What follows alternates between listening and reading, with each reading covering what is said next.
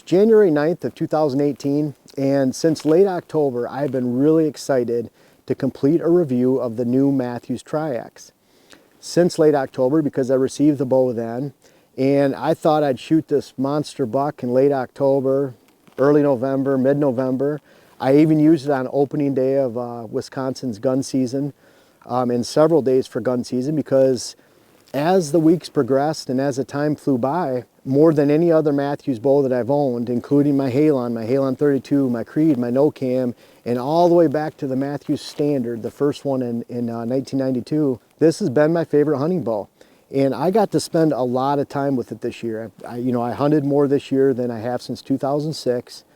And I really wanted to shoot one of the major bucks that we had roaming the hills around here or down in southeast Ohio, and just didn't connect this year. And but for that, I got to spend a lot of time with this bow, and I was not disappointed. Compared to the Halon 32, there are some differences. For one, I found it faster. I have little 27-inch draw and little stubby arms, and so speed means a great deal to me. And it's not the overall speed of the arrow that matters as much as it does that I can shoot this bow at 63 pounds, and that's about equivalent to me shooting my Creed or my no-cam bow in the low to mid 70s. I've been shooting 63 pounds, 64 pounds for probably 15, 20 years now for hunting. It's just been that set poundage that I enjoy shooting. It's really easy to pull back. And what's great about that is, for someone like me, I'm 47 years old. I feel some little creaks in my shoulders and stuff. I feel like I have a lot of years left that I can pull a vertical bow, and I'm going to keep doing so for hopefully a few decades. But the cool thing is, I could take this bow, and because of the difference in speed, it's slightly faster. I think we found 7 to 10 pounds faster than the Halon 32, which was a couple feet per second faster than the Halon. But boy, compared to my Creed no-cam, I'm getting about 25 to 26 feet a second faster with bow. And what that translates in is, if I wanted to drop my poundage, and as I get a little bit older, maybe I will, I don't know, but if I wanted to drop my poundage approximately 12, 13 pounds, I could probably shoot this bow at 50 pounds, 52 pounds, and get the same speed, same kinetic energy with the same arrows as I would with my Creed no-cam at the 63 pounds. So that's the beauty of speed for me. That's where speed does matter, because you can drop weight, still shoot the same kinetic energy. And with the efficiency of bows today, they're making them faster. And it's not only that, when a bow becomes more efficient, you'll notice with this Triax is the quietest hunting bow that I've ever shot. And so with that efficiency, and when more energy is actually being transferred to the arrow and not wasted in shaking and vibrating, then you end up with a quiet bow. And also the vibration.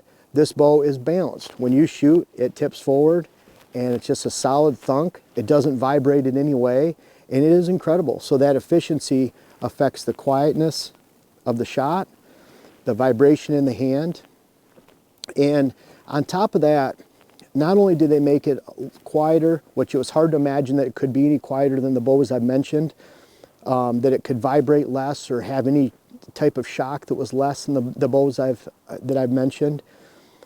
But this bow is incredibly smooth to draw. And so I'm able to sit and pull this bow very smoothly. This bow, the Halon 32 to me drew more smoothly than the Halon.